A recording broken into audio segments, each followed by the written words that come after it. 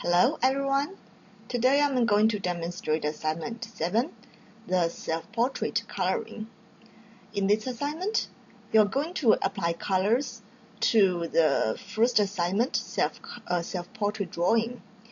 And after you finish the color, you will submit both a PSD and JPEG file to eCampus. And in this assignment, I recommend that you have this instruction file open and also have this coloring a self-portrait PDF open, because basically the first importing steps are the same for all of you, but from the coloring steps there might be some different, but the basic organization and the basic tools are similar. So I will also refer to this file, but I will not strictly follow the steps. And also you should prepare the self-portrait line work PDF, which you have already generated in the assignment 1 self-portrait in AutoCAD, and you should know where you save it. Okay. Let's go to the import step. So first you should open your Photoshop, and then in your Photoshop, go to File and click Open, and find where you save your AutoCAD first assignment. So I will quickly find it.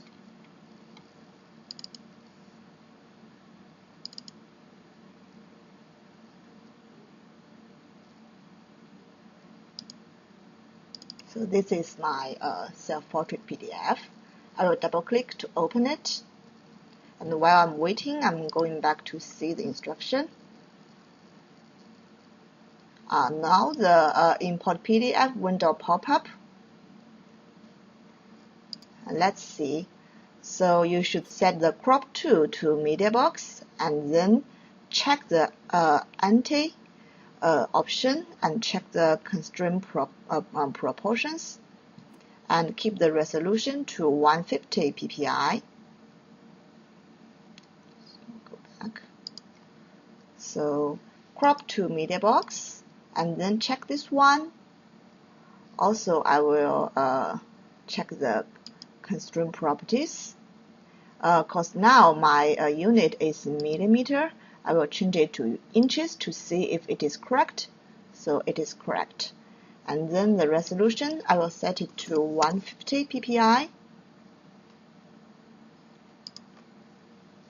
And then all the settings are the same to this, the ones in the instruction file, and I will click OK.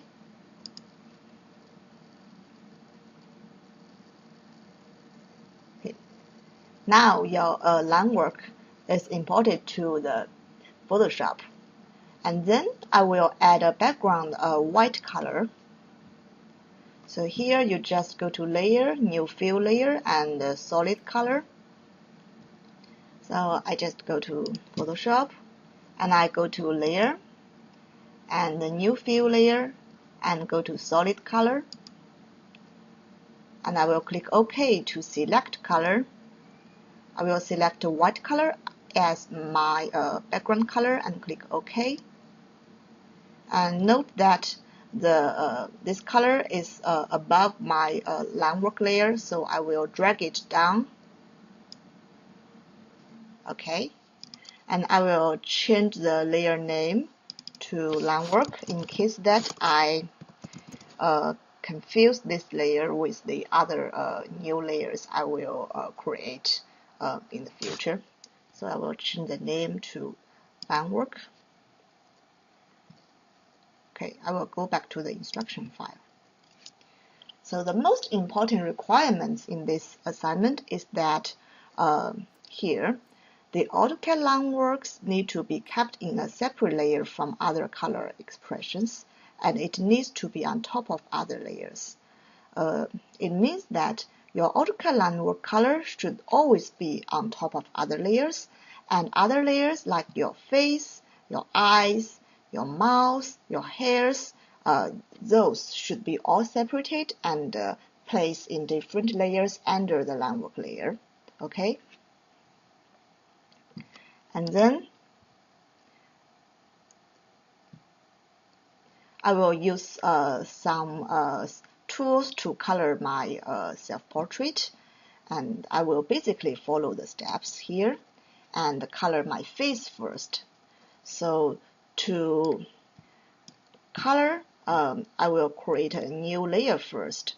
So I will create a new layer by click this new layer icon, click, and I will name it as face, and place it under the line work layer. And to select the face area, I will use the magic wand tool, because my face is a closed area, so it is convenient to use magic wand tool. So the magic wand tool is here, the fourth icon. So you can just click, you can long press it, and it will show you two options. So the second one, magic wand tool, is what I want, so I will click it. And then check to see that you check this contiguous, because if you do not check it, you will select all the areas, not the only area inside your face line work. So I will make sure that I check the contiguous, and also make sure that you are on line work layer, because your selection is restricted by the line works which is drawn on the line work layer. So I will click inside the face, and also I will click other areas which belongs to the face. Okay. And then if you didn't select successfully, also make sure that you check this add selection mode.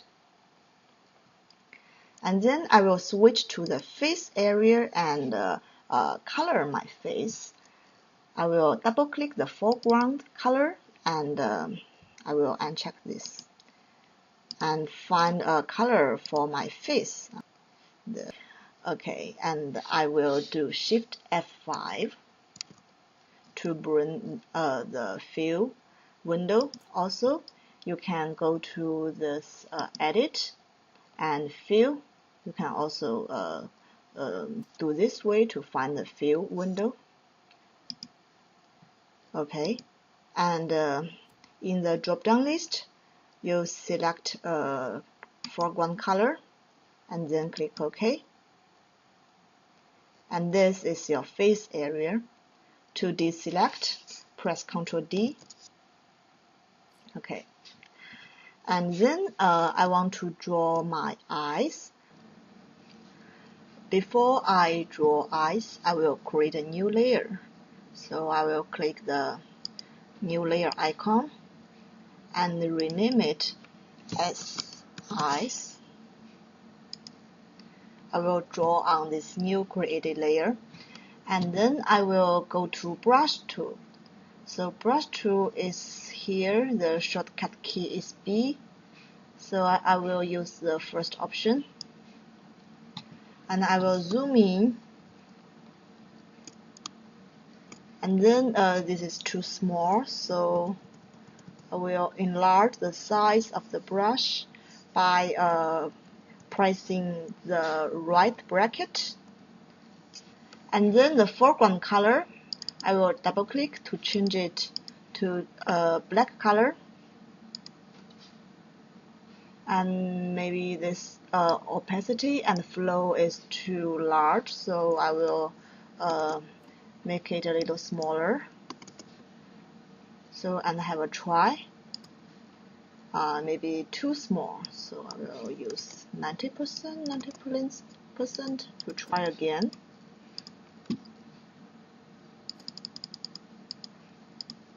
Okay. Then I keep clicking this eye for several times and make sure that your both eyes look exactly the same. Okay, that's good.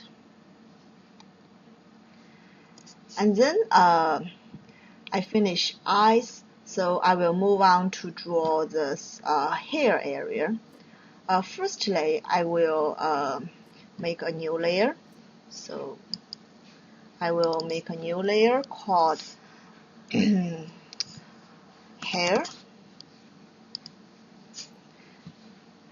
And then I will select the hair area. This time, because the hair area in my case is not closed, so I will use the polygon lasso tool. It is the third tool here. So you long press it and find the second option, polygon lasso tool. And make sure that you are on the higher layer. And then I will start selection. Zoom in a little bit. Okay. I will start here. And click on the screen following the contour of the hair. And if you have a closed hair area, you can just use this magic wand tool instead of polygon lasso tool. And when you selecting, you can press delete if you want to go one step back, but do not press ESC or press Ctrl Z, otherwise you will lose your selection. Okay, and for the area where I don't have a boundary, I have to imagine the boundary. Okay, I just pressed delete to go back several steps. Okay.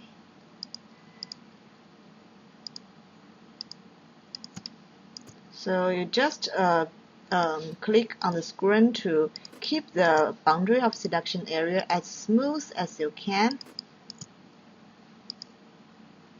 But it could be a little zigzag, because when you zoom out, you cannot see the detail very carefully, and it is just pixel based. So you don't need to be super accurate about the boundary. And if you are not satisfied with your selection area, you can use add selection or subtract selection to modify it later. So do not hesitate to select.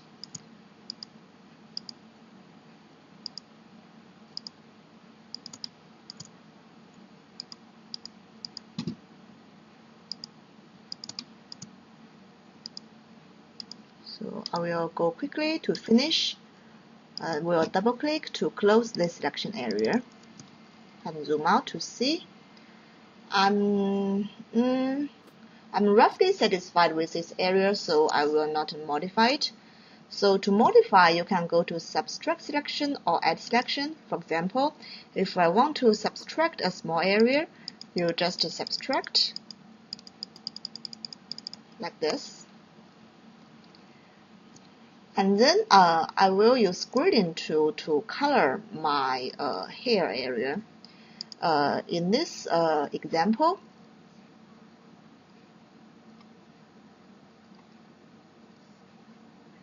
here there's an instruction about how to use a gradient tool. So I will go back. To find the gradient tool, you go to the tool line and click here or use the shortcut key G. And then there's a color selection here. I click it. So the gradient editor window pop up. This two arrows up, you can use them to change the opacity, and the two arrows down, you can use them to change color. So I will click the first one and change the color to a dark brown. And I will click the lower right corner of the arrow and change the color to light brown. Okay, so this is the gradient of my hair color, and I will click OK. And then make sure that you stay on the hair layer and you have the selection area. And then this gradient is from dark to light. So let me see, from dark to light is from down to up. So I go from down to up, drag a line like this. Okay. Then I want to add some detail of my hair. So I will go to create a new layer and name it as hair detail. And then I want to use my brush to draw some hairs. So I change the foreground color to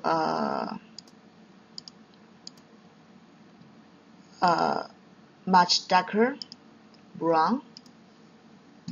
And then I will use the brush tool. So the brush tool is here.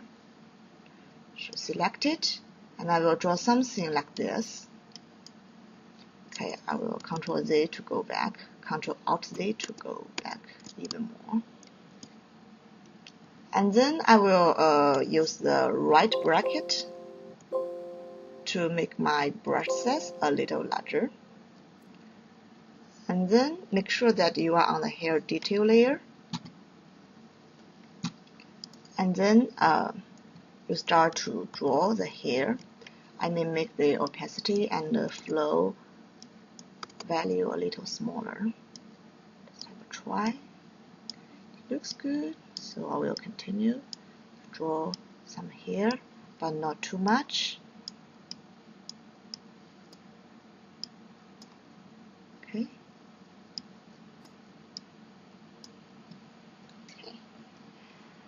And then I will press Ctrl D to cancel the selection, because I want to draw something outside my original hair area. And when you use the brush tool, feel free to change the opacity, the flow, and also the brush size. Also, you can click this brush editor to access more options. Okay, I will hide it. And I'm still on the hair detail layer, and now I want to draw some hair like this. Okay.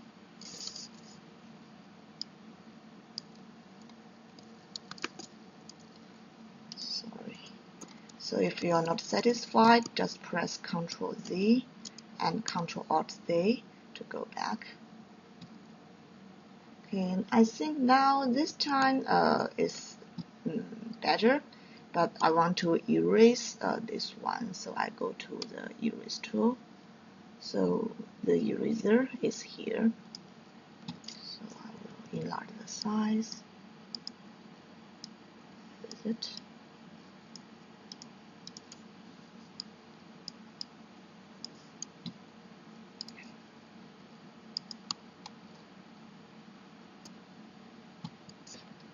For the eraser tool, you also have the size, mode, opacity, and flow. It is just like the brush tool, but the opposite effect. And then I will draw lips. I will create a new layer called lip.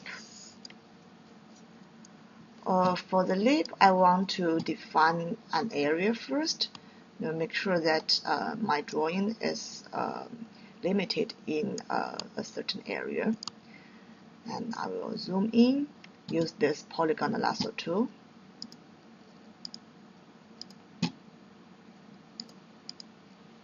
And I will roughly select an area.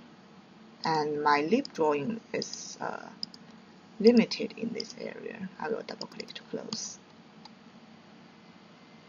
Okay, and I will pick a color for my lip.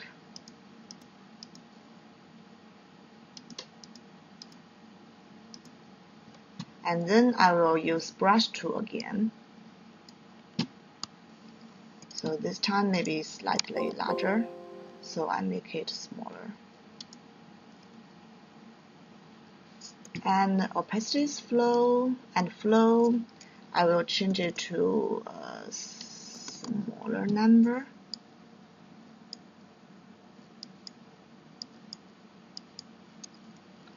Draw something like this. And you may want to make the certain area darker.